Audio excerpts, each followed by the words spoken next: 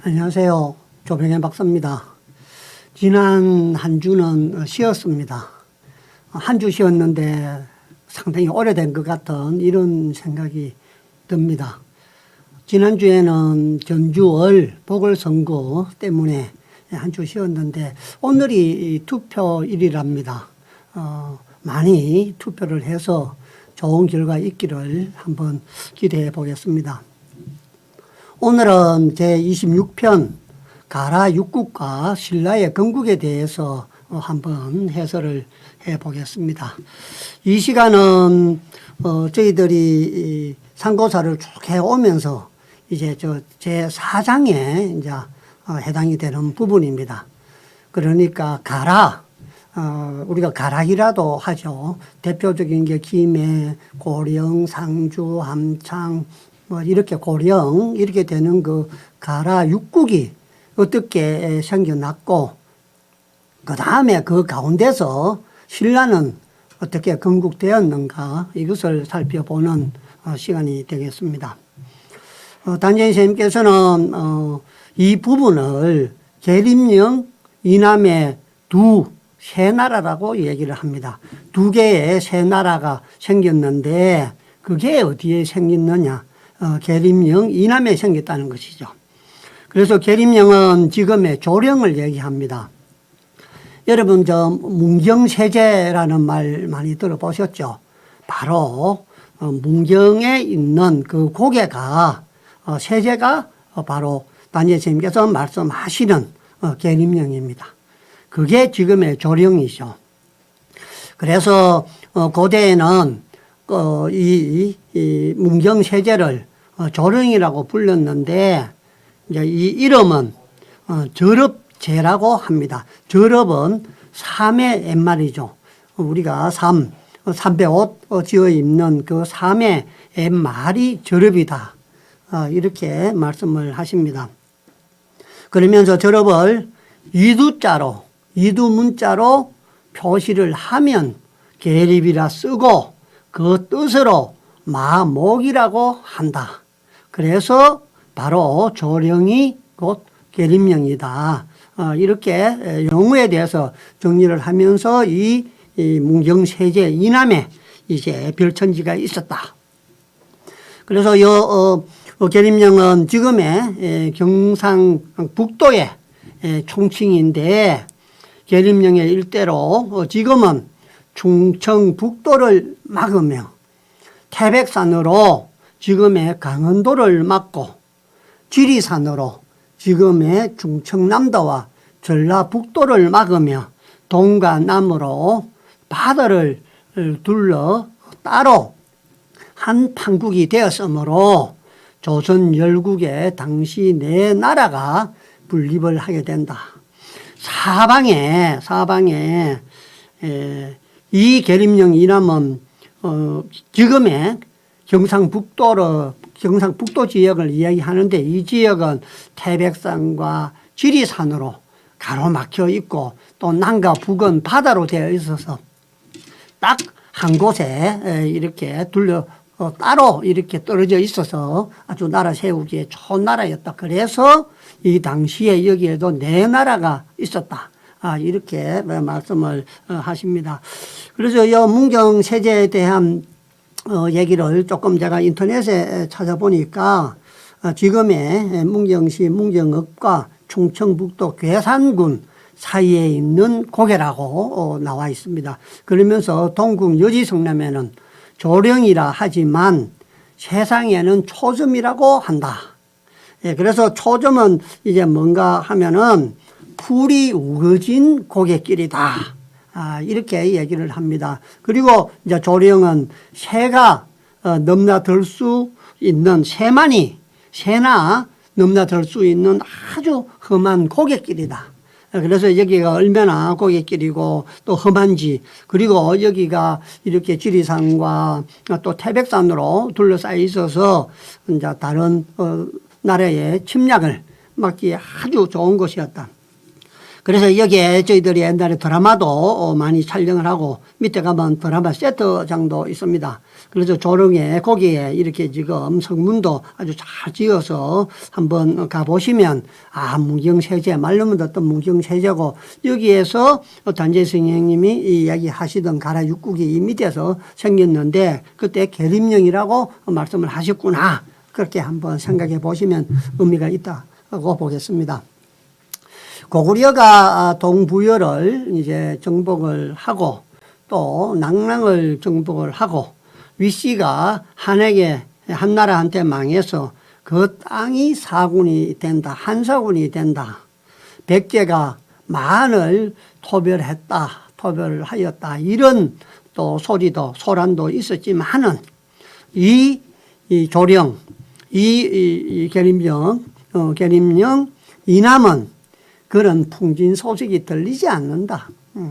아주 동떨어진 외딴 곳이기 때문에 그런 소리도 여기에는 들리지 않았다. 그래서 진안이나 변한의 자치령 수십 나라가 여기에 비옥하고 아름다운 토지에 의거하면서 벼, 보리, 기장, 조 등의 이제 농업을 하고 또 누에치기를 하고 길쌈에 힘을 써서 곡식과 옷감을 생산하고 또 철을 생산하여 북쪽 여러 나라에 공급을 하고 또 변지는 음악을 좋아해서 변한설이라는 악기를 또 만들고 창작을 해서 문화가 매우 발달하였으나 일찍이 북방의 유민으로 마한의 봉지를 받았으므로 마한의 절제를 받고 마한이 망한 뒤에는 백제의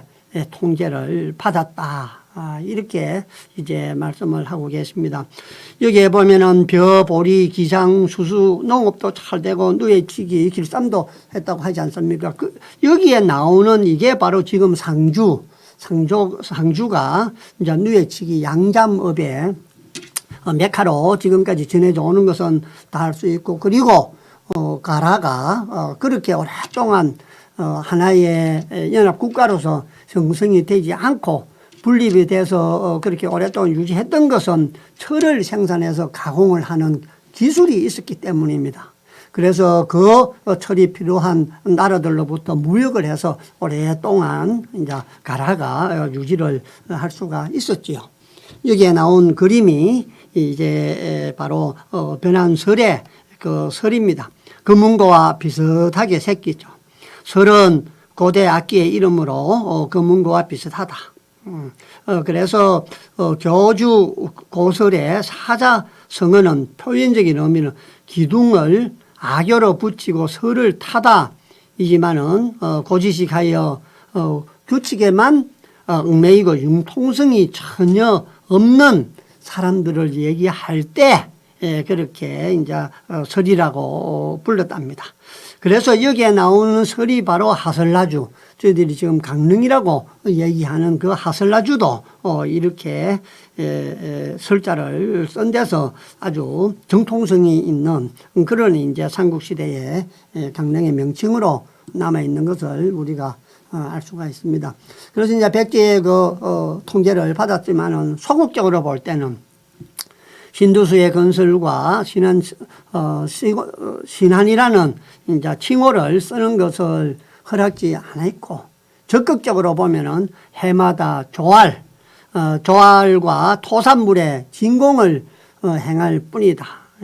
그래서 새로운 어떤 신두수를 건설도 허락 안 하고 또 신한이라는 명칭도 허락을 안 했고 그냥 와서 이제 조알이라는 것은 조선시대에 관례를 끝낸 왕세자가 왕과 왕비 및 왕실의 어른을 찾아뵙는 의식을 이제 조알이라고 합니다. 우리가 배알이라고도 이제 얘기를 합니다만은 그래서 왕세자가 왕이 있는 의전 앞에 자리에 나아가 북향하였다가 사배하고 끌어 안고 또 백관이 교계로 부모를 효성으로 섬기고 아랫사람을 어질게 대하고 또 사람을 의리로서 부리고 사람을 은혜로 기르라고 이제 선포를 하게 됩니다.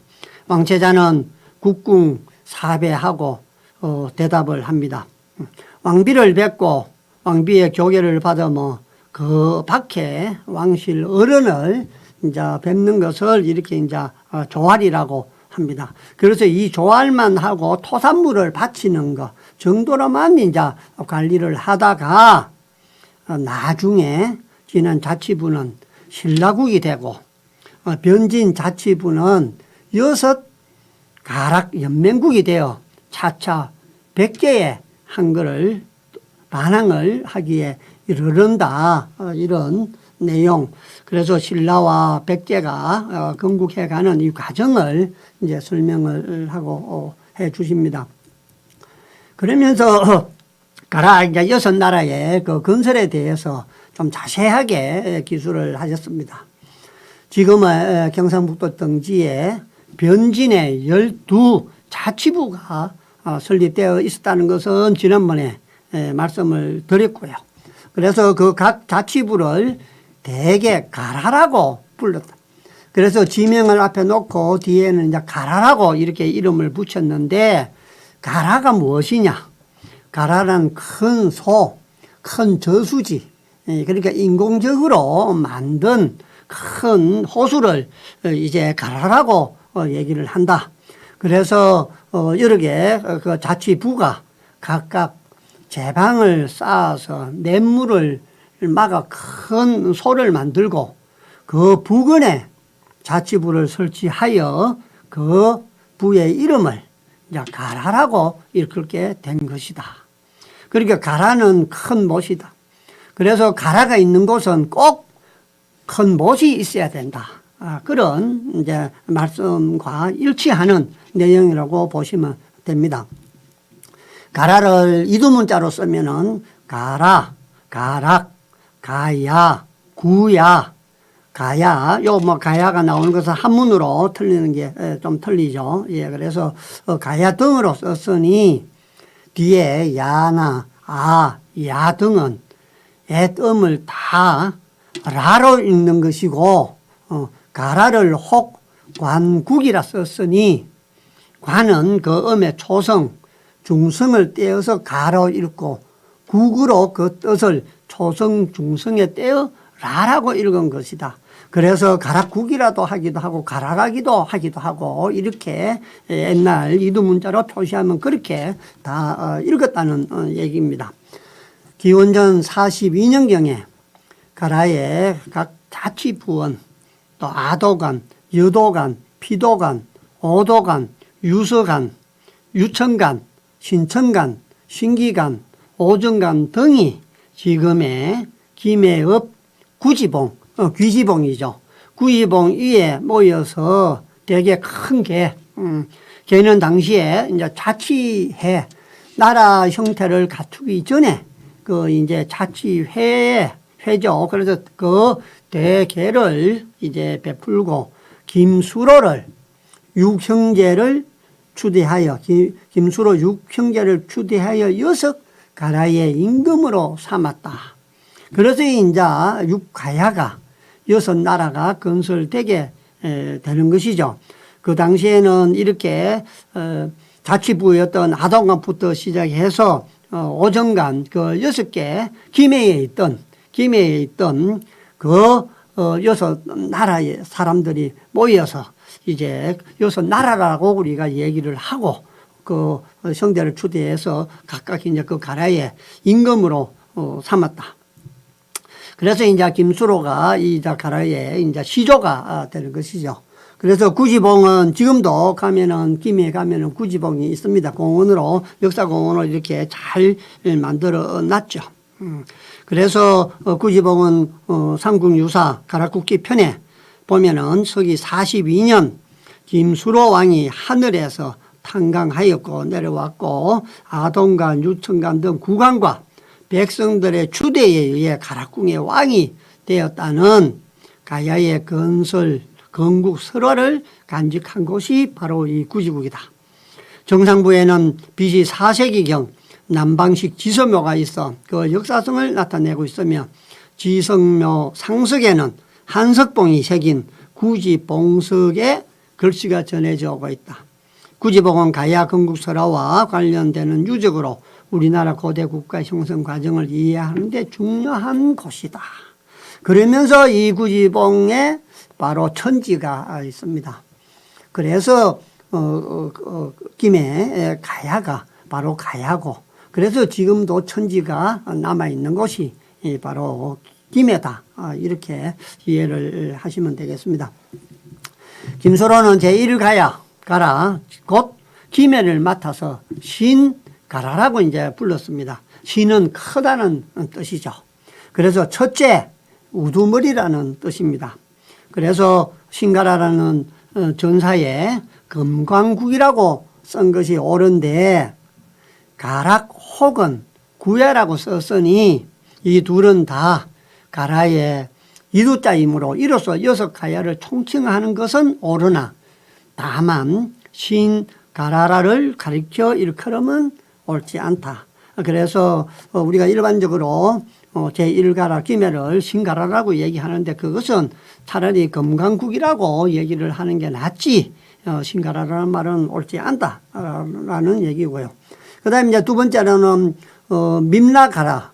밈나가라가 있는데 이 밈나가라는 바로 지금의 고령에 고령군이 있지 않습니까? 경상북도에 고령군의 앞내를 막아서 가라를 만들고 그렇게 소를 만들고 이 이두자로 미마나 혹은 임나라 쓴 것으로서 6가야 중 그 후손이 가장 강대했으므로 전사의 대가야 혹은 대가라라고 기록하였다.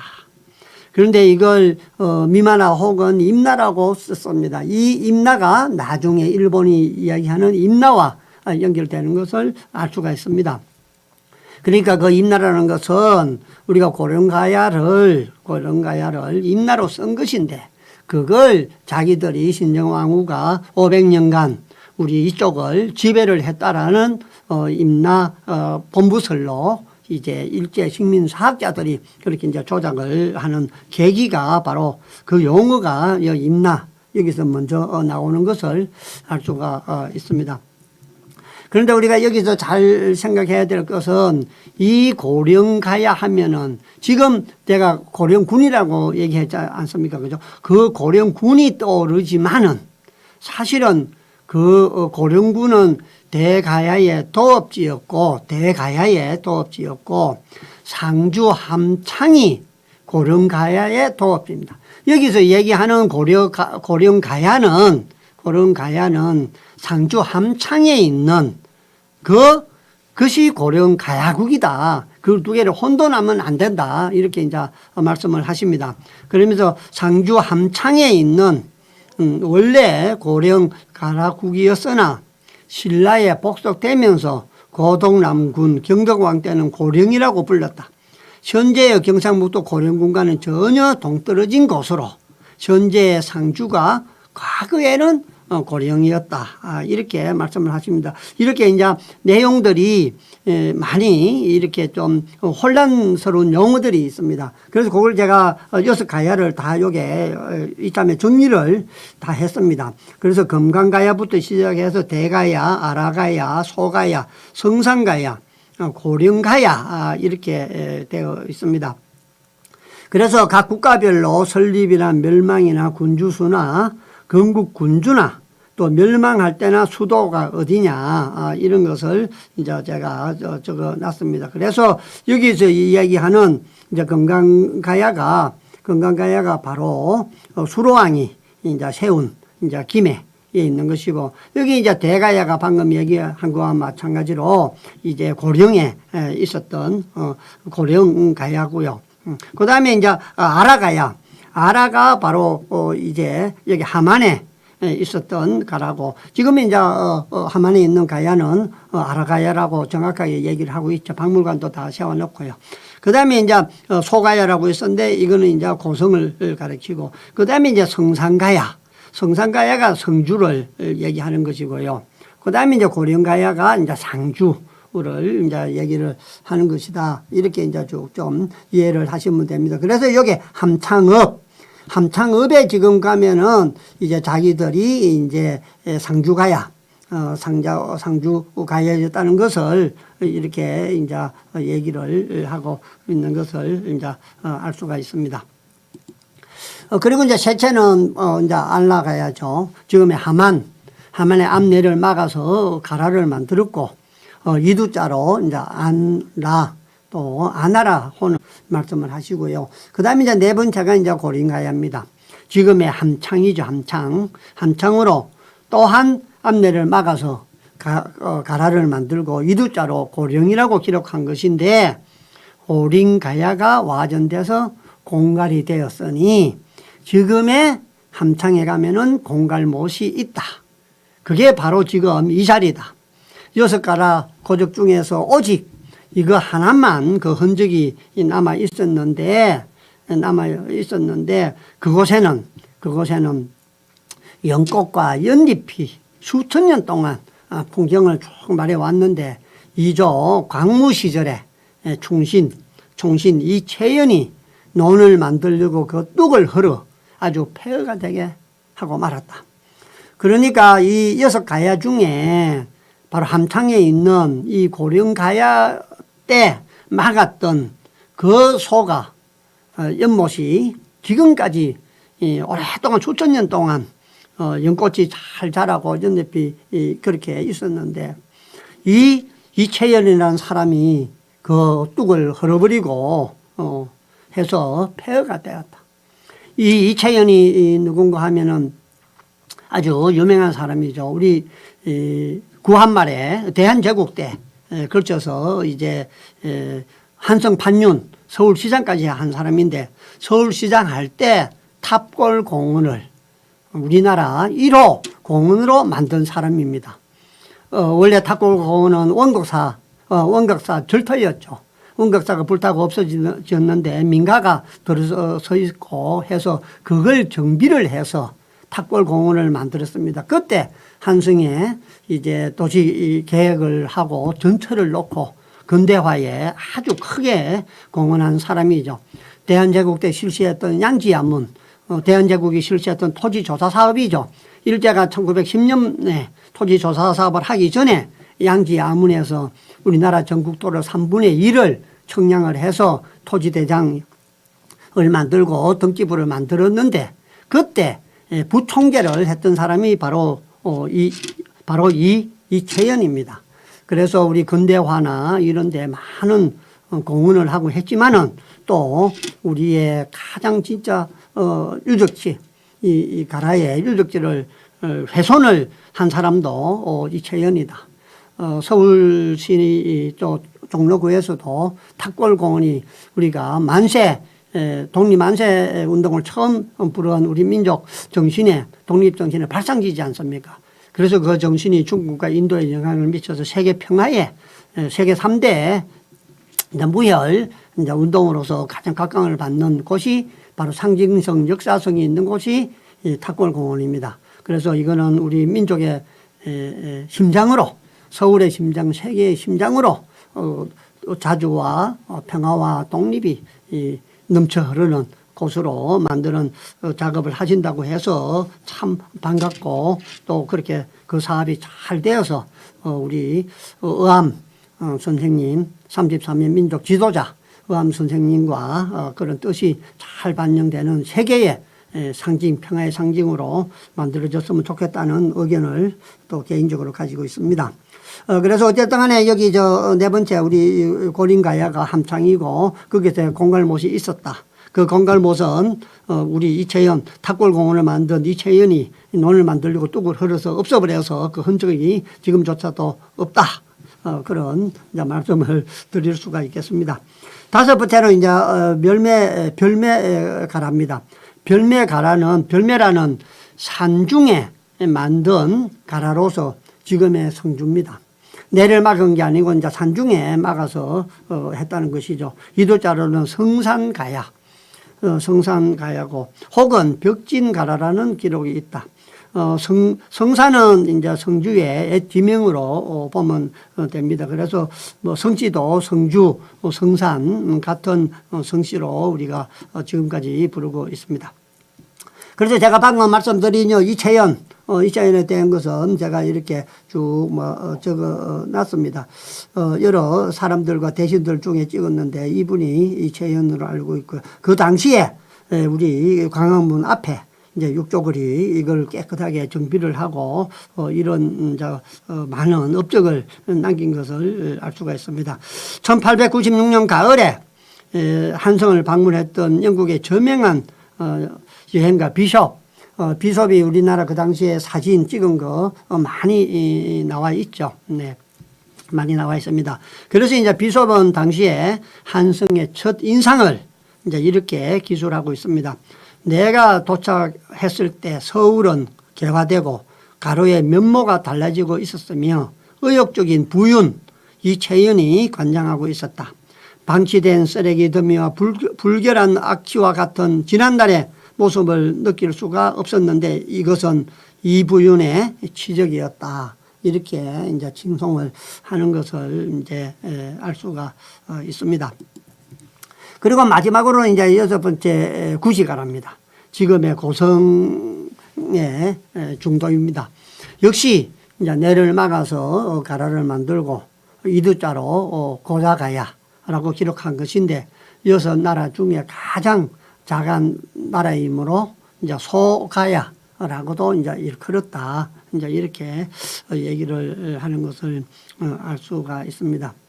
그래서 앞에 제가 이제 그 임나라고 잠깐 얘기를 했습니다만은 거의 이제 임나 본부설 일본이 우리 대한민국의 역사는 남쪽은 임나 본부로 시작되어 있고 북쪽은 한사군으로 시작되었다.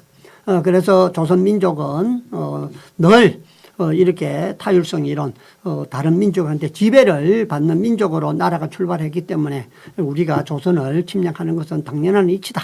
뭐 그렇게 얘기를 하는 것을 우리가 알 수가 있습니다. 그래서 일본의 그 고은 시대에 아사카 시대죠. 서기 4세기에서 6세기경에 야마토 정권이 한반도 남부 지역에 일본부라는 통치 기구를 세워서 제후국 또는 식민지로 삼아 지배했다라는 주장입니다. 그래서 일본의 주장은 여러 가지로 이렇게 설명이 되는데 임나 본부설이 실제 존재했는가 하는 여부에 대한 관점은 이렇게 하나, 둘, 셋, 넷, 다섯, 여섯, 일곱 가지로 나눠서 우리가 정리를 해볼 수 있습니다.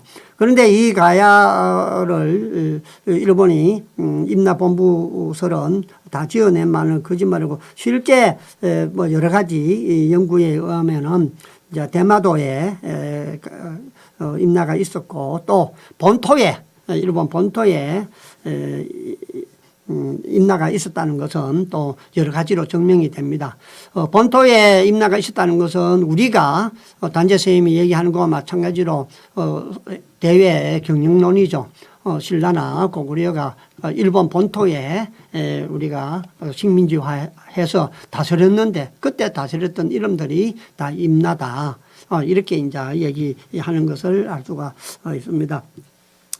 지금 저희들이 3월달 한 달 상당히 혼란스럽고 어려움을 많이 겪었습니다만은 그 중에 한 가지 제가 두 가지를 좀 간단하게 말씀을 드린다라면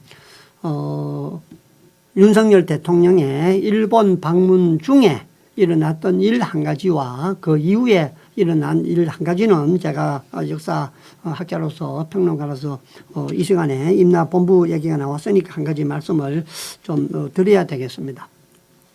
그래서 윤석열 대통령이 개요대학교에 가가지고 이제 오카쿠라 덴신의 일본의 각성이라는 이제 책을 쓴 오카쿠라 덴신의 그 용기에 대해서 설명을 쭉 이제 하셨습니다.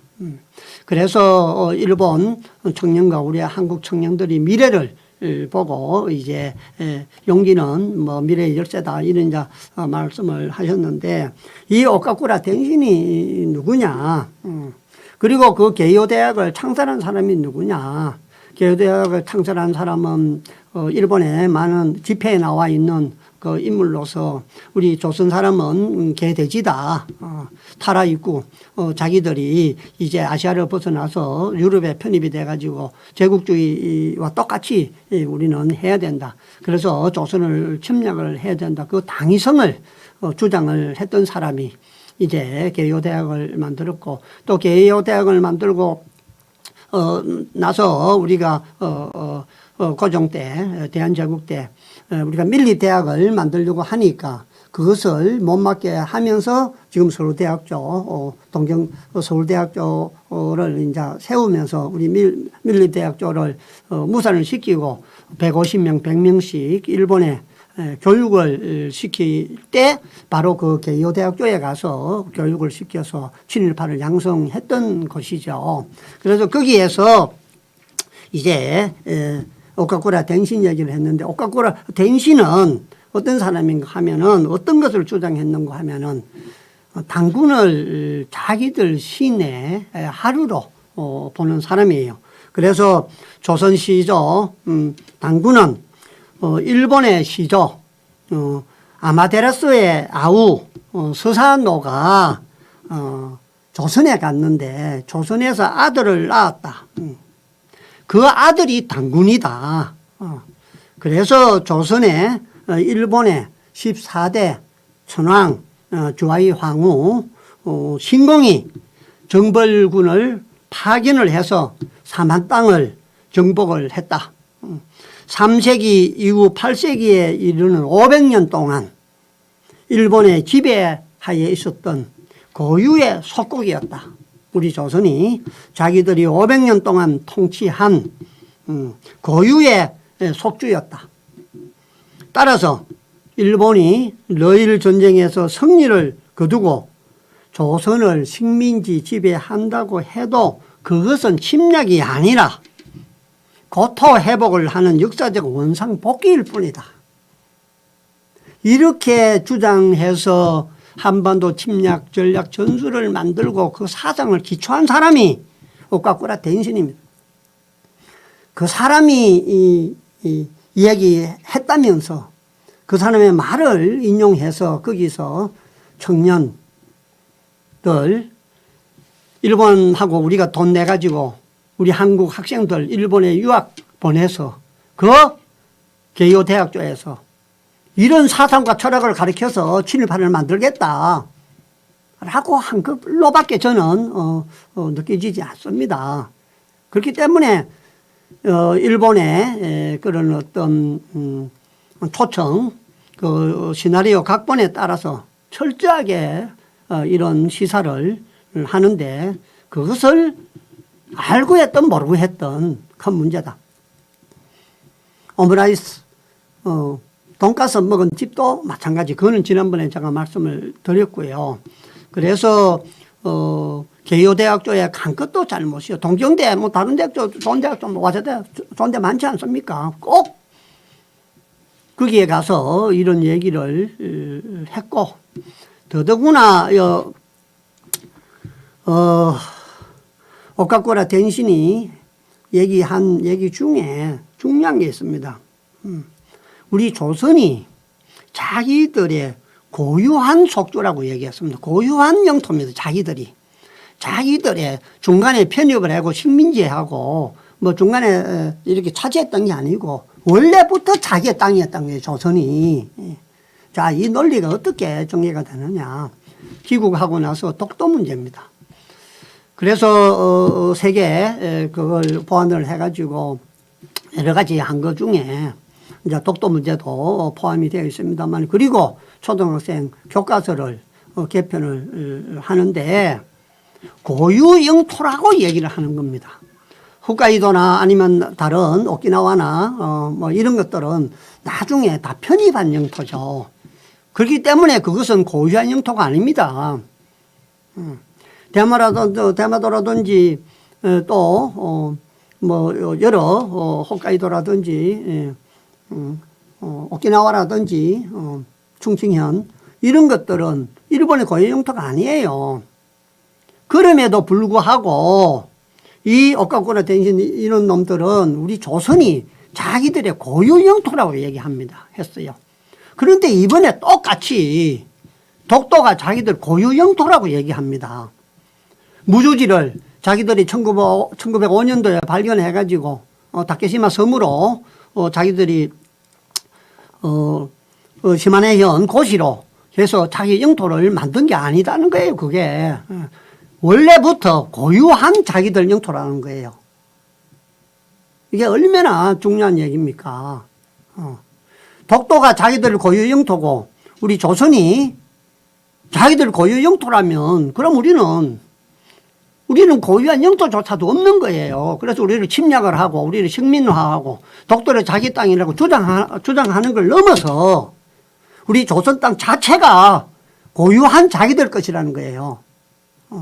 이렇게 얘기를 하고 주장함에도 불구하고 아무도 여기에 대한 해설이나 설명이 없고 보도가 없어서 일본 초등학교 교과서에 고유한 영토로 주장을 하는 그 고유한 의미가 뭐냐. 잘 생각해야 돼. 단순히 교과서에 실고 가르치고 분쟁화하고 그게 문제가 아니다. 우리 용산에서는 대통령실에서는 독도가 엄연한 그러니까 독도가 우리 영토라고 성명을 발표하겠다라고 검토를 하겠다라고 얘기를 했었죠. 그래서 어제 대정부 질문에서도 총리가 아니다 그것은 가짜 뉴스다. 앞날 얘기한 걸 또 총리는 가짜 뉴스라고 얘기를 해버려요. 그러면 이제 고유 영토라는 얘기도 안 하겠다 그거조차도. 사실은 대통령이 그걸 발표를 하는 것은 자칫 잘못하면 일본의 술수에 말려드는 일본은 어떻게 돼서든지 독도를 분쟁화시키려고 한다. 국제적으로 분쟁화시키려고 하는데 거기에 말려 들어가기 때문에 그러한 성명서 얘기 구태여 뒷북 치는 거 지금까지 주장한 거와 마찬가지로 그냥 가만히 있어도 우리 건데 우리 거라고 구태여 얘기하는 것이 일본의 분쟁화에 말려드는 것도 있다. 그렇기 때문에 안 하는 게 좋다. 이런 의견도 사실 있습니다. 저도 그게 동의를 하죠. 그런데 발표한다라고 얘기를 했다가 그 다음날 또 그건 가짜뉴스라고 총리가 얘기해버리면 이건 도대체 영토 수호의 책무 의무 영토를 어떻게 하겠다는 거예요. 그냥 한쪽은 하겠다 하고 그 다음날 뭐 총리는 안 하겠다고 가짜뉴스라고 이렇게 하면 되는 겁니까 이게. 저는 도저히 이해할 수가 없고 받아들일 수가 없습니다.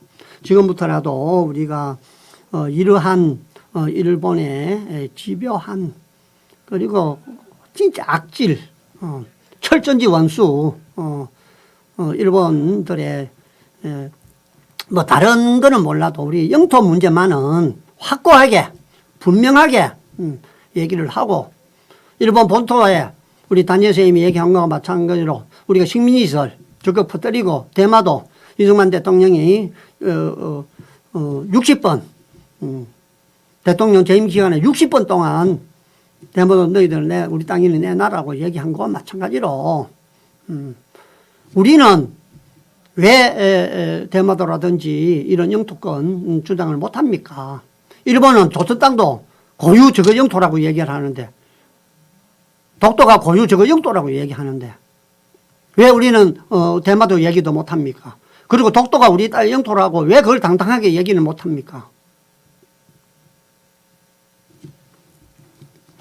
아주 참 영토학자로서 마음이 아픈 것. 그래서 어영부영할 시간이 없다. 열심히 공부하고 배우고 가르치고 해야 된다. 단재 선생님께서 하신 말씀입니다. 그래서 정규교육, 국수교육을 시키라.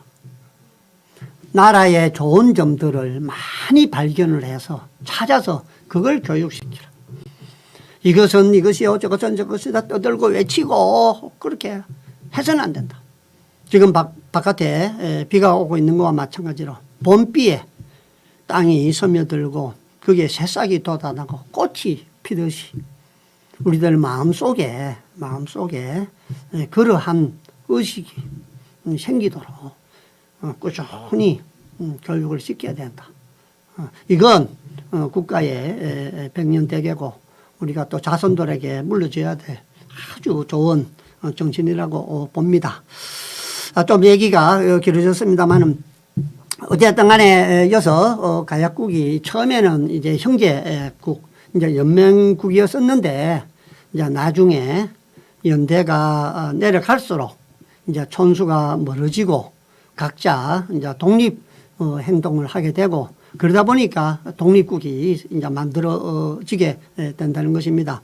그래서 삼국 사기에 이미 육가라 봉기를 빼고는 오직 신라 봉기와 열전에서 이제 신라와 관계된 가라만 이제 기록이 되고 있죠. 세월이 흐르고 해서 다 이제 나머지는 없어지고 신라와 관련된 이제 신가야 우리가 지금 건강국이라고 쓰는 김해 가야 이것 밖에는 이 외에는 이제 5가라는 크게 이제 구별이 안 되고 크게 이제 거기에 대한 역사나 거기에 대한 연구나 이런 것들이 이제 이루어지지 않고 있다는 것입니다. 그래서 그 이제 구별 없이 모두 가야라고 이렇게만 얘기를 합니다. 그런데 그렇게 해서는 안 된다는 것이죠. 그래서 우리가 모르는 게 많다. 다른 6가야를 우리가 잘 알아야 된다. 그래서 이 6가라를 잘 알아야 일본의 그 임남 본부설을 막을 수가 있다. 그래서 문재인 대통령께서 막대한 예산을 들여서 가야에 대해서 연구를 해라. 동북아 역사재단을 지시해서 그걸 연구를 몇 년 했죠. 그런데 결국은 장수라든지 남문에 있던 그 가라가 일본이 주장한 그 지명 그 가라국 이름을 써가지고 그대로 일본의 임나본부설을 추종하는 듯한 그렇게 연구를 해가지고 유네스코에 등록을 하려고 하자 시민단체들이 막아서 그렇게 하면 안 된다. 일본의 임나본부설을 우리가 정당화시켜주는 것이다. 그게 만약에 유네스코에 등록이 되어버리면 일본이 주장하는 거 봐라. 우리가 주장한 거 500년 동안 우리가 한반도를 다스렸는데 그 지명이 우리가 주장한 그 가야국 지명이 유네스코에 등록이 됐다. 자, 우리 고유형 또 찾아가 보자. 이렇게 되기 때문에 이거는 역사 외교고 조작이다. 문재인 대통령께서 가야를 제대로 연구를 하라고 했으면 제대로 연구를 해야지. 일본 주장 그대로 받아들여서 그걸 갖다가 유네스코에 등록을 하겠다는 이런 역사학자들, 관계자들이 제대로 정신이 있는 사람들입니까? 참 말도 안 됩니다. 그래서 단예 선생님께서 이렇게 대가야, 신가야만 우리가 신라로 이어졌기 때문에 그것만 알고 나머지 가야는 그냥 퉁쳐서 가야라고 얘기를 하니까 그게 바로 임나가 된 것이고 일본이 주장하는 것이다. 그래서 우리가 그 6가야 나머지 5가야에 대해서 모르는 게 너무 많다. 그걸 많이 알아야 된다. 잘 공부를 해야 된다.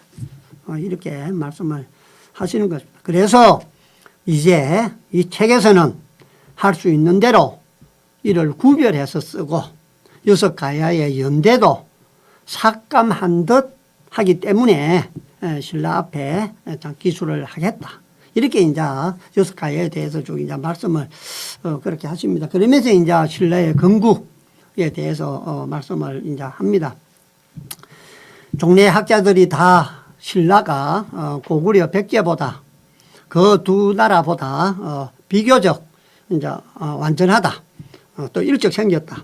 그리고 또 그 신라사가 신라에 대한 국사가 비교적 안전하다고 했으나 이는 아주 모르고 하는 말이다. 고구려사와 백제사는 삭감되었거나 또 신라사는 위찬되어서 거짓으로 꾸며놓은 게 많아서 사료로 삼을 것이 매우 적으나 이제 신라 건국사를 말함에 있어서 이것을 제대로 밝혀서 대강이나마 논술을 하려고 한다. 신라의 제도는 육부 삼성으로 조직되었는데 신라 봉기에 보면은 육부는 처음에는 이제 알천, 양산, 돌산고허, 무산대수, 자산진지, 금산가리, 명할산 고야에 6마을이 있었는데 신라 건국 후에 제3대 유리왕 9년에 6마을의 이름을 고쳐서 성을 이제 주었다. 그러니까 저희들이 이제 신라 건국을 이제 잡는 연대가 국가로서의 이제 형태를 갖았던 그때 이제 그 이후에 3세 유리왕 때 와서 이제 비로소 이제 그 6마을의 이름을 이제 고치고 앞에 얘기했던 저 어려운 이름들을 고치고 이제 성을 주었다는 겁니다. 그래서 곧 알천 양산은 양부라 하고 성을 이로 하였으면 이씨로 하였으면 돌산고원은 식량부라 하고 성을 채씨로 하였으며 무산대수는 점량부라 하고 성을 손씨로 하였으며 자산진지는 본피부라 하고 성을 정으로 하였으며 금산가야는 한기부라 하고 성을 배로 하였으며 금산가야는 한기부라 하고 성을 설로 하였다. 이래서 이제 가야를 다스리는 나라 6성이 6가야가 생기는 것이고 6부족이 생기는 것이고 6성이 생기는 것이고 그게 나중에 이제 3성으로 이제 가는 것이죠. 그래서 이 6부가 3성으로 가는 것입니다. 삼국사기 신라봉기 흑거세 저기기사와 삼국유사 흑거세왕 기사는 경주 지역의 골짜기마다 고조선의 유민들이 흩어져 살면서 육촌을 이루었다. 이들은 진한에 육부라 불렀다고 한다. 육촌의 유래는 삼국사기에서는 고조선으로부터 내려온 유민들이 중심이 되어 형성된 것이라는 전하는 한편 삼국유사에서는 육촌들이 하늘에서 경주 지역 산으로 각각 산으로 내려온 것이라고 전한다. 자, 참 이걸 해설을 할 얘기가 많습니다. 이 신라가 바로 고조선 유민들이 내려와서 육촌을 이루었다고 하잖아요. 그죠? 그러면 신라는 누가 건국을 했느냐? 다 고조선의 후예가 건국을 했죠. 그러면 고조선의 정통성은 어디에 있느냐? 고구려에 있느냐? 신라에 있는가? 이런 아주 중요한 여기 문제들을 제시를 하고 있습니다. 그런데 여기에 대해서는 연구가 많이 이어지지를 않고 있죠. 대륙에 고조선이 있었기 때문에 고구려, 부여 고구려가 당연히 성계를 했고 그걸 이어받은 사람이 이제 고려고 그걸 이어받은 게 조선이다. 이게 이제 우리의 국통맥이지 않습니까? 고조선에서 부여로 넘어오는 가정의 기자 위만이 있어서 복잡해집니다만은 단순화시키면 그렇습니다. 우리 단재 스님께도 신라 정통성을 부정을 하고 계십니다. 그리고 고구려를 아주 위대하게 고구려 정통성의 주장을 하시는 편이죠. 그러면서도 이 신라가 고조선의 유민들로부터 건국이 되었다라는 것은 부정을 하지 않습니다. 이 부분을 우리가 좀 더 살펴봐야 됩니다. 다음에 기회가 되면 제가 자세히 한번 해설을 하도록 하겠습니다. 그래서 이 사로에 육촌이 있었는데 이 사로의 육촌이 육부로 바뀌고 그 육부에는 각시 성을 이씨, 채씨, 정씨, 손씨, 배씨, 설씨 이렇게 나눈다는 것입니다. 그래서 우리 저하고 같이 역사 공부 열심히 하는 손윤 박사도 신라에 처음 건국할 때 하나의 성씨였다. 그것을 이제 많이 강조를 하고 있는 것을 이 선생님의 글에서도 우리가 확인을 할 수 있습니다. 그리고 나서 이제 나중에 이 육성이 이제 삼성으로 바뀌죠. 삼성으로. 그래서 박씨와 석씨와 김씨 세 집으로 이제 바뀌게 됐습니다. 처음에 고 촌장 소벌공이 이제 양산 아래 나정 곁에 말이 꿇어 앉아서 우는 것을 이제 바라보고 쫓아가 보니까 말은 오간되었고 큰 알 하나가 있었으므로 이것을 쪼개보니 어린 아이가 나왔습니다. 데려다가 기르고 성을 박씨라 했습니다. 그가 나온 큰 알이 박만 하면, 박 아시죠? 그죠? 호박 말고 박. 박만 하면로 거기 흥부가 타던 그 박입니다. 예. 박만 합으로 박의 음을 따서 이제 박이라고 한 것입니다. 이름을 헛거세라고 했죠. 헛거셀은 이제 읽는 법과 뜻이 전해지지는 이제 않고 있답니다. 나이 13살에 영특하고 숙성합으로 백성이 그를 높여서 거서관으로 이제 삼았죠. 거서관은 그때 말로 귀인의 칭호라고 합니다. 이것이 신라 건국 원년 기원전 57년이 되고 이 사람이 바로 박씨의 시조 박헛거세가 된다는 얘기입니다. 또 석탈의 9년 기원 65년에는 금성이죠. 지금 이제 경주를 얘기하죠. 금성 서쪽 서림에서 박 우는 소리가 나므로 대보 홍엄을 보내서 가보게 하였더니 금빛 조그만 괴짝이 나뭇가지에 걸려 있었는데 그 아래 흰 닭이 울고 있었으므로 그 금괴를 가져다가 열어보니 조그마한 아이가 있었으므로 데려다가 기르면서 이름을 알지라 하고 금괴에서 나왔으므로 성을 김씨라 하니 이는 김씨 시조 김알지가 되는 것이죠. 개에서 나왔다, 알에서 깨어났다 하는 신화는 그때 사람들이 그 시조의 출생을 신이하게 장식한 것이니와 다만 육부 삼승의 사적이 고대 사회의 언본이 아니고 후세 사람들이 보태고 줄임이 많은 것이다.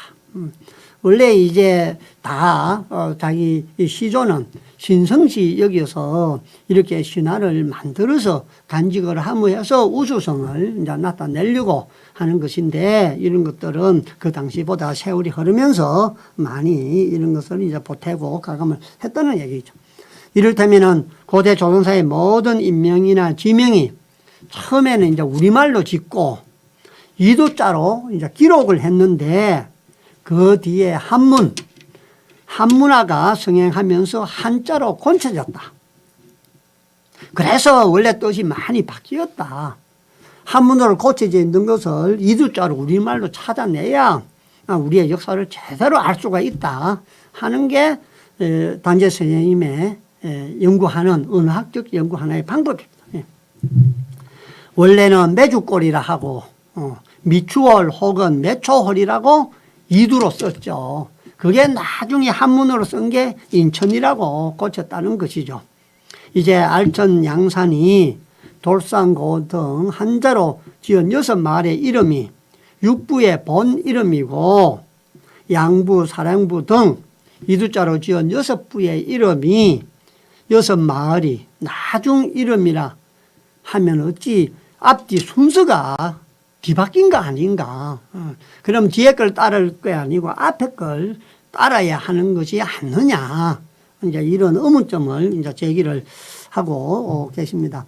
신라가 불경을 수입하기 전에는 모든 명사를 이두자의 의미나 뜻을 맞추어서 썼는데 불교가 성행한 뒤에 몇몇 괴벽한 중들이 비슷하면 그만 불경에 나오는 한자 수구에 맞춰서 이두자로 고쳐서 이렇게 만들어버렸기 때문에 원래 뜻들이 다 지금 없어져 버렸다. 찾기가 어렵게 되어버렸다.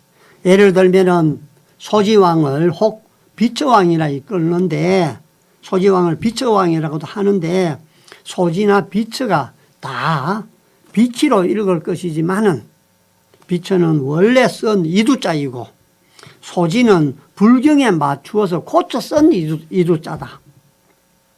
유리왕을 세리지왕이라고 일컫는데 유리나 세리가 다 누리로 읽는 것인데 유리는 원래 쓴 이두자이고 세리는 불경에 맞춰서 고쳐 쓴 이두자이다.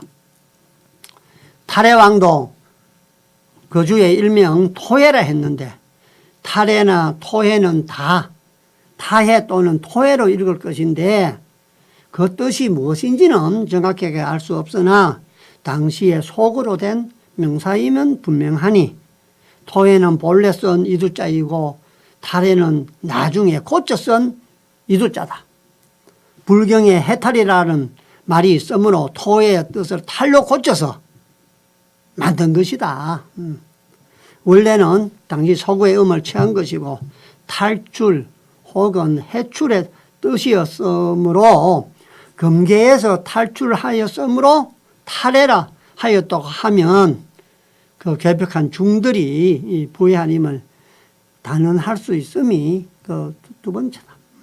그렇게 이런 것들은 우리 이두자로 표현을 한 것은 불교가 성행할 때 스님들이 중들이 그걸 법경에 맞춰서 이두자로 비슷하면 그걸로 맞춰서 붙여서 고쳤다. 그렇기 때문에 그것은 잘못된 것이다. 이렇게 말씀을 하십니다. 그렇게 놓고 봤을 때 세 성의 시주가 다 아래서 나왔어요. 그러면 다 큰알 다 박만한 것인데 어찌해서 삼성의 시조가 다 같은 박씨가 되지 않고 박씨 시조 외에 두 시조는 석씨와 김씨가 되었는가. 다 알에서 나왔고 그 알이 다 박만큼 컸으면은 다 박씨라 해야지 왜 석씨와 김씨가 되었는가. 이렇게 이제 의문을 제기를 하시는 거죠. 석씨 김씨 두 성이 다 금계에서 나왔는데 어찌하여 같은 김씨가 되지 않고 하나는 석씨고 하나는 또 김씨냐. 이것도 맞지 않다. 석탈해의 금계에 까치가 따라와 울었으므로 작자의 변을 따서 까치 작자죠. 까자의 변을 따서 석씨가 되었으며 기말지가 올 때는 탈기 따라와 울었으니 개자 변을 따서 해씨가 되어야 옳은데 어찌해서 두 사람에게 다른 예를 써서 앞에는 김씨가 되지 않고 석씨가 되고 뒤에는 해씨가 되지 않고 김씨가 되었는가. 일관성이 없고 논리가 맞지 않다. 신하라도 이같이 뒤섞여 조리가 없을 뿐더러 게다가 한자, 파자장에 수작이 섞여서 이두문 시대에 신뢰와 많이 틀림이 그 세 번째다. 이렇게 신화를 만들 때에도 이렇게 논리 있게 조리 있게 해야 되는데 그렇게 하지 않고 저 한자들을 죽어다가 갖다가 이렇게 썼기 때문에 잘못됐다. 초년의 초장한 처음으로 창제한 신라는 경주 한 구석에 있어서 여러 나라 중에서 가장 작은 나라였다. 변환이 이쪽으로 들어와서 항복하였다고 하거나 또 동옥저가 좋은 말 200마리를 바쳤다 하는 거나 다 실제 맞지 않다. 맞지 않을 뿐만 아니라 분명히 이 밭을 갈다가 북한에서 온 사람들이 밭을 갈다가 예왕의 도장을 얻어서 바쳤다. 뭐 이런 말들은 더욱더 황당한 소리인 듯하다. 왜냐하면은 북명은 북가시라 동부의 별명으로 지금의 만주, 훈춘 등지고 고구려가 대주려왕의 시위 장사 괴유를 장사 지낸 곳인데 이때 훈춘의 농부가 밭 가운데서 외항에 도장을 얻어 수천리를 걸어 경주 한 구석의 조그만 나라에 신라왕에게 바쳤다 하는 것이 어찌 그게 사실이겠는가. 사실이라고 말이 아니다. 이는 경덕왕이 동부여 곧 북명의 고적을 지금의 강릉으로 옮긴 뒤에 조작한 황당한 말이다. 그렇기 때문에 다른 것도 거의 믿을 수가 없다. 그렇기 때문에 그러한 이야기들은 다 사실이 아니다. 내가 연구한 바에 의하면 단재 선생님께서 내가 연구한 바에 의하면 신라는 진한 육부의 총칭이 아니고 육부 중에 하나인 이 사랑부다. 신라나 사랑은 다 세라로 읽을 것이요. 세라는 냇물의 이름이니 세라의 위에 있으므로 세라라 일컫는 것이고, 사랑은 사회라고 기록하였으며 사회는 세불이니 또한 세라 위에 있는 그 불판이기 때문에 일컫는 이름이다. 본기에 신라의 처음 이름을 설하벌이라 하였으나 설하벌은 세라불로 읽을 것이니 또한 세라의 불이라 읽을 것이다. 불이라는 뜻이다. 시조 헛것에는 곧 고촌장 소불공의 양자이고, 고을처는 곧 사랑부이니 소불공의 소벌은 또한 사해와 같이 세불로도 읽을 것이므로 지명이고 공은 존칭이니 세불 자치의 회장으로서 세불공이라 한 것이다. 말하자면 소불공은 고촌장이라는 뜻인데 마치 사람의 이름같이 쓰면 역사가 잘못 기록한 것이다. 세라 부장의 양자인 박헛것에 육부의 총왕이 되었으므로 신라 이름을 세라라 하고 이두자로 신라, 사로, 사라, 설하로 쓴 것이다. 그래서 이두자로 신라라고 쓴 것이다. 세라 이렇게 쭉 설명한 것을, 신라의 이름은 결국은 세라인데 이것을 이두자로 표현하면 신라이다. 이렇게 결론을 내리셨습니다.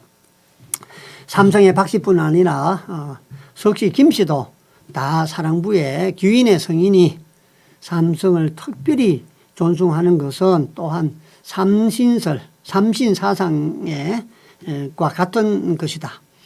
봉기 석탈의 왕 9년 기원 65년에 김씨 시조인 김알기를 죽었다고 하였으나 파사왕 원년에는 왕후 사성 부인 김씨는 허루가왕 문왕이 원년 84년에는 왕후 사성 부인 김씨는 허루갈 문왕의 딸이라 하였으니 그 나이를 따지면 허루도 거의 아버지뻘이 되는 김씨이다.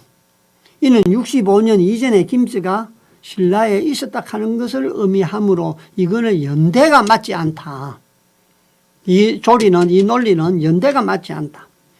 그래서 미루어 보면 박, 김 세 성이 처음부터 사랑부 안에 서로 연혼하여 거족이었는데, 연혼을 하는 거족이었는데 같은 성씨를 가지고 같이 이렇게 결혼도 하는 큰 세 집안이었었는데, 같이 연혼한 끝에 육부 전체를 가져서 세 성이 서로 임금 노릇을 하는 나라로 만든 것이다. 그래서 그게 삼신설이다. 나라를 세 개로 나누어서 세 성을 가지고 세 나라로 만든 것이다. 이에 진한 자치제의 판국이 설하여 세섭 제왕의 나라가 되게 이루어진 것이다. 그래서 결국은 신라가 만들어지고, 신라는 육부에서 삼성으로 나눠졌는데 그 삼성은 서로 결혼하는 큰 하나의 성씨였다. 그래서 그걸 합쳐서 나라를 세 사람이, 세 성씨가 돌아가면서 나라를 다스렸다. 그렇습니다. 그래서 박씨와 김씨와 석씨가 신라는 돌아가면서 다스렸다. 그게 삼신설이다. 이런 말씀을 하십니다. 여기까지가 단전 스님께서 말씀하신 신라는 신라는 어떻게 건국되었는가.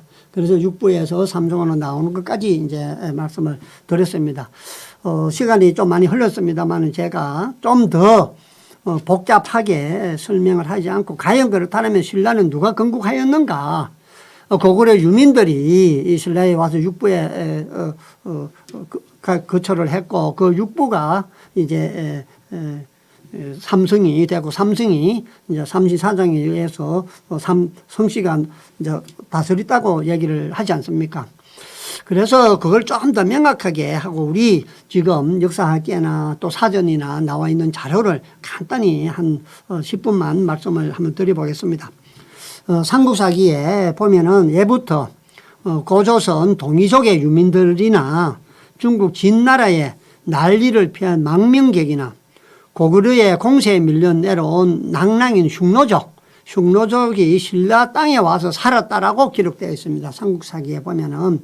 그러니까 삼국사기에 신라에 사는 사람들은 고조선 유민이나 또 진나라의 난리를 피해서 온 사람들이나 만쪽으로 넘어온 사람이나 또 고구려의 공세에 밀려서 나온 흉노족, 터키, 지금 터키, 핀란드, 헝가리에 있는 그 흉노족들이 신라 땅에 와서 살았다라고 기록되어 있다. 그러니까 신라가 건국될 당시에는 진안 사로국은 원시 조선인 진안인들, 그러니까 조선 부유족이나 사로 육촌과 북방 지역에서 꾸준히 남아 흉노족이 이렇게 같이 살고 있었다고 보는 게 맞다. 그래서 단재 스님은 우리의 주족이 누구냐? 단재 스님은 독서실론이나 여러 군데 보면 부유족이 우리의 주족이다 이렇게 이제 말씀하시는 것도 알 수 있습니다. 그래서 그런 것들은 방금 말씀하신 이런 내용들은 뭐 기사에도 많이 나와 있는 것을 알 수가 있고요. 그래서 신라가 다른 나라와 구별되는 독특한 이제 그 신분 제도가 있었죠. 우리가 골품제라고 이야기하지 않습니까? 그죠? 골품제가 있었다는 것은 사실 역으로 생각하면 단일 민족 사회가 아니라는 것이죠. 그죠?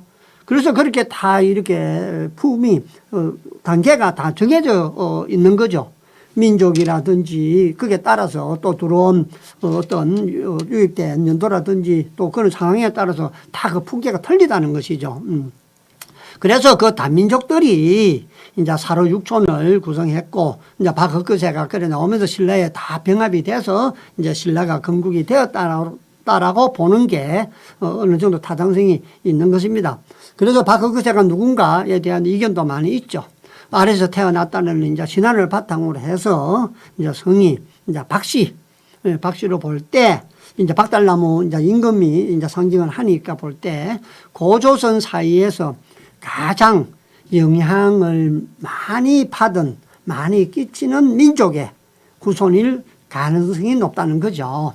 이렇게 초기에는 박흑거제를 중심으로 해서 이제 육촌이 구성이 되어 있다가 이제 삼씨, 박씨, 석씨, 김씨, 삼씨족 체제로 균형을 이루면서 쭉 발전을 해오다가 이제 서기 한 300년이 넘어가면서 강력한 중앙 집권국으로서 변모해 가게 되죠.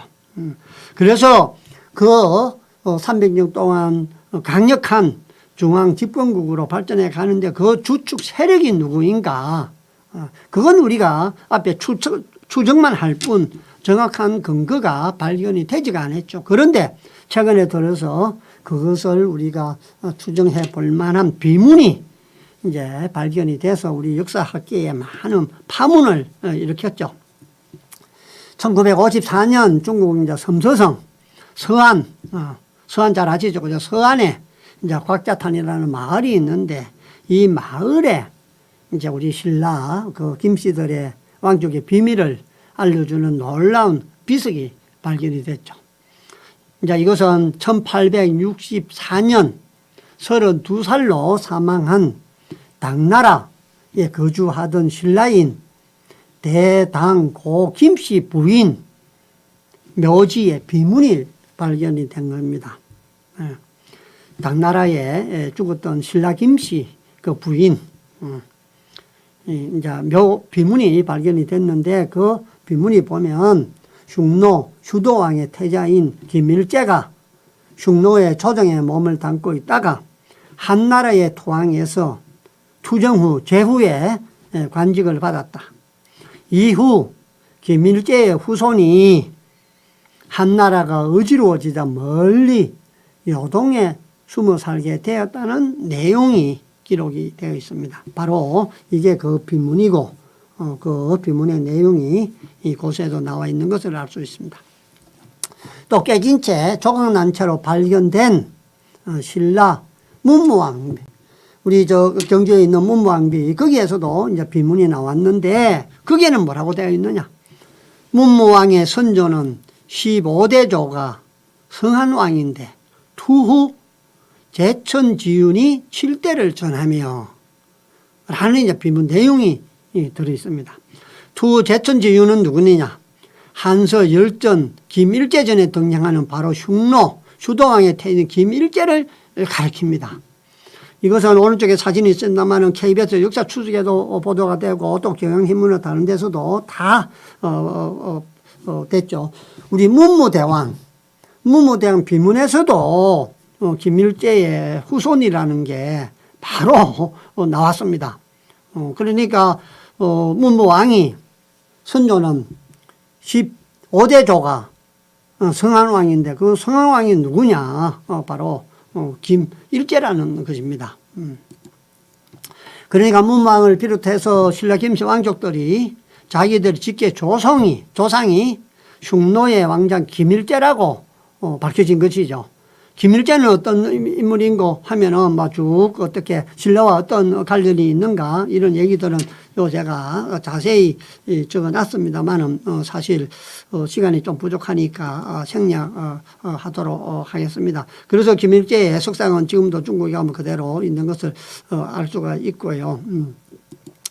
그래서 뭐 결론적으로 얘기를 하면은 김일제는 한무제를 도와준 공로로 한무제를 도와준 공로로 한나라에서 관직까지 받았으며 번성했는데 한나라가 전한에서 후한으로 넘어가는 과정에 왕망의 난이 있었죠. 그때 김일제 후손들이 그 난을 피해서 요동으로 이제 피선을 했고 왕망이 흉노족과 친인척 관계였는데 왕망이 실각을 하자 보복이 두려워서 김일제의 이제 후손들이 그 흉노족들과 같이 요동으로 이제 가게 된 것입니다. 그래서 요동에서 무리를 지르고 살던 김일제가 그 이후에 한사군이 설치될 때 한사군은 중국에서 한나라가 우리 조선 영토에 사군을 설치를 했지만은 뭐 불과 20년 정도밖에 없었던 거니까 그거는 도상에 밀 수 없었던 것이다. 한사군은 우리가 부정을 해야 되는 그런 과정입니다. 어찌됐든 간에 그 한사군을 설치할 때 지금 대동강 유역 낙랑군으로 들어왔다가 또 한사군도 망명을 하게 되자 그때 한반도 남서쪽 지금 경상도 신라 쪽으로 온 게 아닌가 이렇게 이제 추정이 가능한 것이죠. 그래서 6개의 단민족 부족 사이에 지난 산업국이 강력한 중앙집권 국가로 변모해 가는 시기가 바로 내무랑 때이기 때문에 이때 한사군이 멸망한 직후이기 때문에 충분히 그럴 가능성이 높다 이렇게 말할 수 있겠습니다. 그래서 이들 낙랑군의 흉노족 김일제의 후손들이 신라로 내려와서 새로운 신흥 세력으로 급부상했고 그 결과 내무랑 때 강력한 중앙 집권 국가가 되어서 김씨 왕이 세습체제로 변모했다. 신라 지도자의 명칭인 거서강과 차차원과 이사근과 마리강과 이런 과정이 다 이 과정과 같이 동시에 변경되었고 이때 신라의 골품제도 흉노족 출신 이제 김씨 가문들이 왕족과 귀족을 독점하기 위해서 그렇게 이제 차별을 두는 골품제를 만들었다. 신라 왕족이 흉노족이라는 가장 강력한 증거는 바로 신라 왕실 무덤에 또 그 부장품에 보면 알 수가 있다. 신라 왕실의 무덤은 흉노족과 똑같다. 적석 못 간 분이다. 삼국 중에서 신라만이 적석 목각분을 만든다. 고구려나 백제는 신라 목각분이 나타나지 않는다. 신라 목각분은 바로 흉노족, 훈족들이 쓰는 것이다. 그래서 지금의 터키라든지 거기 파미르고원이라든지 흉노족이 지배했던 우리 배달국가 쉽게 얘기하면 만주 쪽과 우리만이 신라만이 이 적석 목각분을 가지고 있다. 그렇다면 신라와 그 흉노족은 똑같은 민족이다. 그래서 묘지도 똑같다. 이렇게 추정을 해볼 수 있고, 흉노와 똑같이 즉석 목각분을 만들어서 돌무지 무덤을 만든다라면 신라의 김일제, 신라 후손들이 바로 신라를 건국한 주류 세력이었다. 이렇게 보는 것은 뭐 크게 틀림없을 걸로 본다. 이런 이제 해설이 가능합니다. 즉석 목각분은 돌무지 들러 무덤으로 이제 봉토분을 만들고, 그래서 이제 가라와 신라 시대의 금동강과 이제 석가 목각분 순장 등이 이제 시행했는데, 그것이 이제 초원 끝에 선비족이 세운 나라가 융성했고, 또 모형 선비라든지 후연이라든지 이렇게 이제 다 이어져 왔다. 그리고 이제 탁발 선비 부기까지 세워서 모형 선비가 요서 지역을 점유를 다 했다. 그렇다면 결국은 이 지역에 이제 이런 나라들이 있었고, 우리 남쪽에는 이제 신라가 있었다. 그래서 그 무덤 형태가 똑같다. 이건 변조를 할래야 변조를 할 수도 없고, 또 이건 다르게 해설을 할래야 할 수도 없는 자명한 것이죠. 그래서 우리가 잘 아는 천마총, 이제 경제에서 나오는 그 천마총의 이 모습들, 이거 저의 손으로 이렇게 또 다시 그림을 바꿔보면 뭐 뚜렷하게 나타납니다만, 천마총의 천마도 말 안장 그림 역시 신라의 건국 축적 세력이 흉노적이었던 사실을 여실히 보여주겠다. 신라의 천무대의 말머리 세움 장식, 말머리에 요 세움 장식이나 여기 갈기에다 깃털을 세우고 색실로 묶어서 이제 세우는 것이죠. 말이 새처럼 하늘로 날아가듯 천마처럼 빨리 다르기를 기원하는 유라시아에 있던 중노족 전체에 있는 평범한 풍속이다. 그래서 그쪽에서 나타나는 무덤에 나와 있는 이런 벽화의 그림이 신라에서 나오는 것과 똑같다. 그렇기 때문에 신라의 주축 세력은 중노족이고 김일제가 선조다. 중국에서 나온 비문이나 문무대양 비문에서 나온 게 이걸 증명을 해주고 있다. 이렇게 설명을 드릴 수가 있겠습니다. 오늘도 얘기를 하다가 보니까 시간이 제법 지났습니다. 뭐 적당히 마칠 것 같습니다. 오늘은 제가 우리 가라 육국과 신라의 건국에 대해서 말씀을 드렸습니다.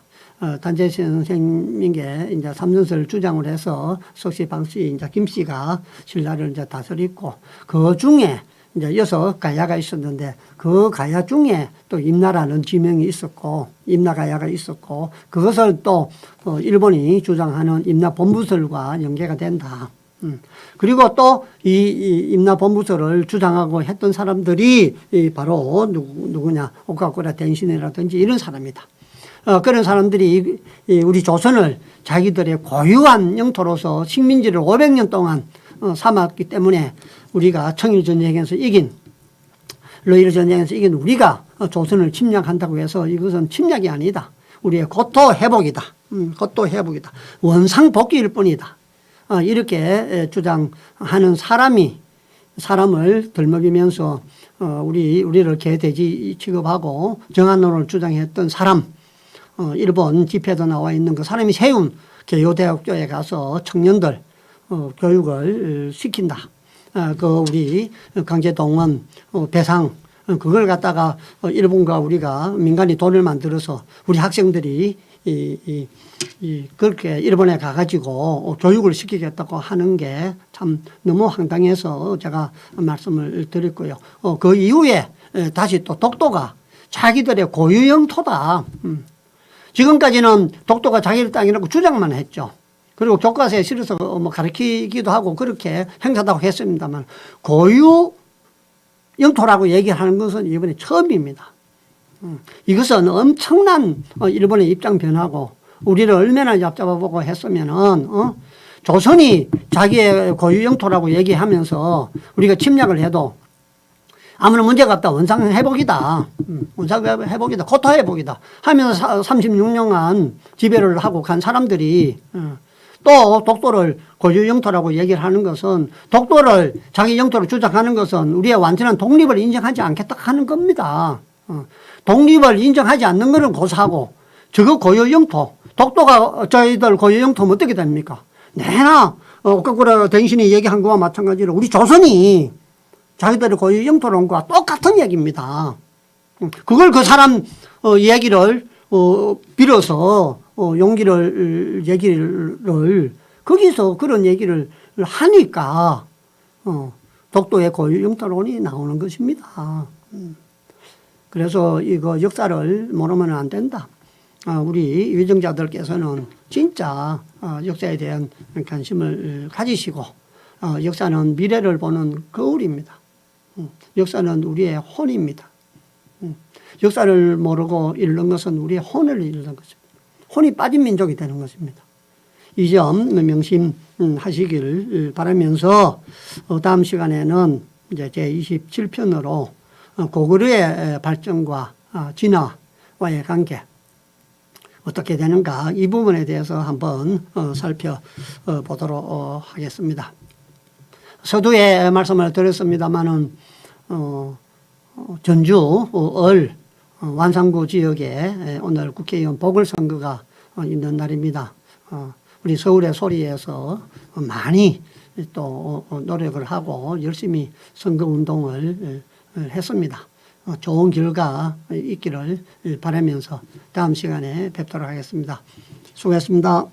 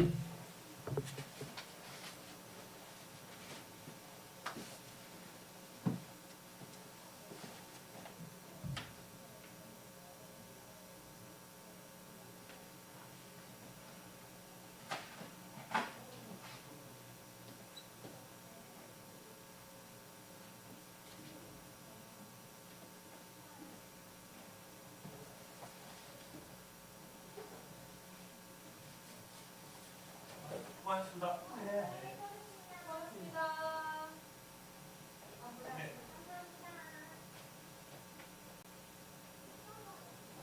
아, 네. 고생하셨어요. 네. 다음 주에 뵐게요. 네. 제가 차는 거 놔뒀 없었는데 없어졌는데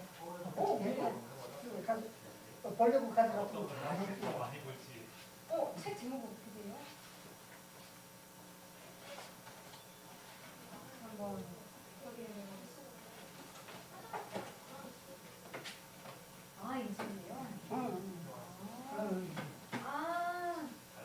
아니, 그러면 위에 있는 게 두 개가 내 책이라서. 두 예, 개다. 예. 이거는, 그건 우리 장호건 선생님이니까. 아니에요. 제가 읽겠습니다. 네, 우리 장준환 선생님 아들. 네, 장호건 선생님. 지금 강북회 회장. 네, 강북회 회장 되게 시끄러웠잖아요, 그죠? 네. 다시 이제 당선 해가지고 또 시끄러워. 강북회가 그래요. 맞아. 이게 뭐냐. 요 제가 쓴 소설책이에요. 진짜요? 제가 쓴 소설책인데 필요하면 읽어봐도 될까요? 한권 갖다 드릴까요? 오. 다음 주에 내가 한권 갖다 드릴게요. 감사합니다. 예, 예. 사인해가지고 드릴게요. 감사해요. 재밌습니다. 잠시만요. 저 영화를 예. 하나.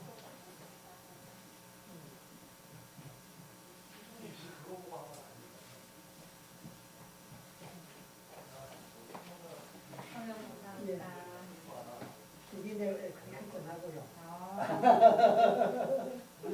지금은 좀 상했습니다만.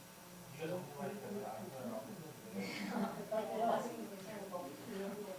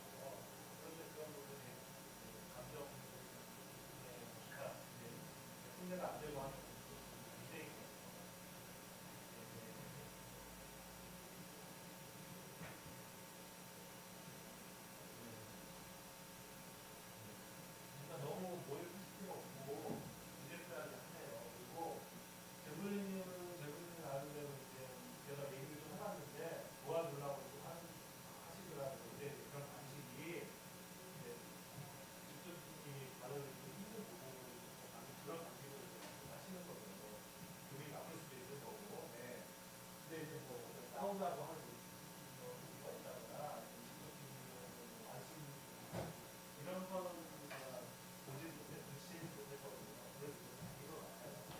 워낙 말하는 스타일이나 이런 것들이 이제 다이렉트 공격적으로 네. 그러니까 이제 그런 거를 갖다가 수준도 뭐 일반적으로 참으실 필요가 없고요. 그러다 보니까 둘이서 말씀을 하지 마시고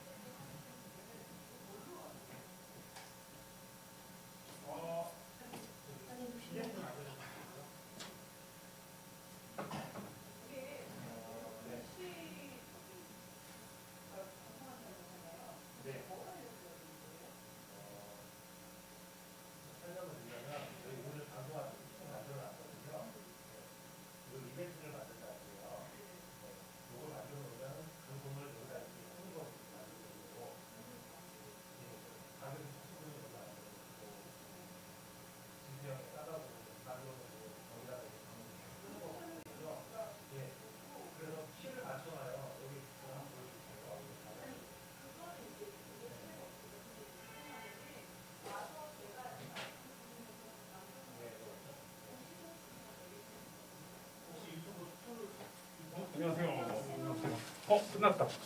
단장도 끝났구나. 아.